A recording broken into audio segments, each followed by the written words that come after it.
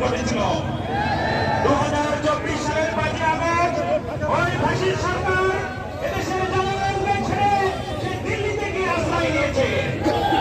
আগামী দিনে এই দেশকে আমরা গণতন্ত্রের স্বাভাবিক ধারায় আনার জন্য সামনের ভিত্তিতে সকল প্রকার অনাচার এবং এই যে জাতীয়বাদী সন্ত্রাসমুক্ত একটি রাষ্ট্র হিসেবে আমরা গড়ে তুলতে চাই। এর অংশ হিসেবে আমরা আগামী দিনে আনোয়ারবাসীকে এমন একটি নানুর প্রতিমা উপহার দিতে চাই যেখানে থাকবে না কোনো চাঁদাবাজ, যেখানে থাকবে না কোনো সন্ত্রাসের স্তর। সংগ্রামী উপজেলাবাসী আগামী দিনে বাংলাদেশ জামাত ইসলামের যে কোনো আহ্বানে যে কোনো আসরে আপনারা সদস্য